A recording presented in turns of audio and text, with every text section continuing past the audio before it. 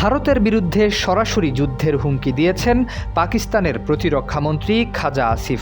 নয়াদিল্লি জানিয়েছে তারা ১৯৬০ সালের সিন্ধু পানি চুক্তি স্থগিত রাখার সিদ্ধান্তে অটল থাকবে। ওই কারণে ক্ষুব্ধ ইসলামাবাদ। খাজা আসিফ বলেছেন, পানি সংক্রান্ত নিরাপত্তা হুমকির মুখে পড়লে ইসলামাবাদ ভারতের বিরুদ্ধে সামরিক পদক্ষেপ নিতে পারে।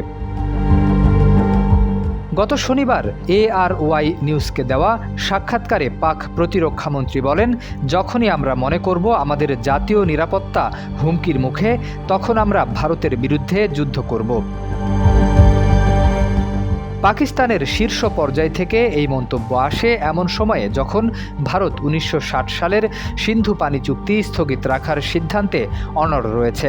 ভারত জানিয়েছে ২০২৫ সালের এপ্রিল মাসে সংঘটিত এক হামলার পর এই সিদ্ধান্ত নেওয়া হয়। দিল্লি বলছে, পাকিস্তান সমর্থিত আন্তঃসীমান্ত সন্ত্রাসী কার্যক্রমের বিরুদ্ধে কার্যকর ব্যবস্থা না নিলে চুক্তি স্থগিত থাকবে।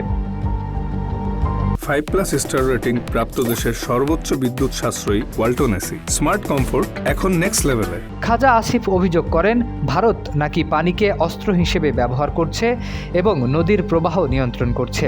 এতে দেশটির প্রায় 1/3 মানুষ পানির অভাবে ক্ষতিগ্রস্ত। বিশেষ করে সিন্ধু ও বেলুচিস্তান অঞ্চলে পরিস্থিতি বেশি খারাপ। সরকারি তথ্য অনুযায়ী সিন্ধুর বিভিন্ন খালে পানির ঘাটতি তীব্র আকার ধারণ করেছে।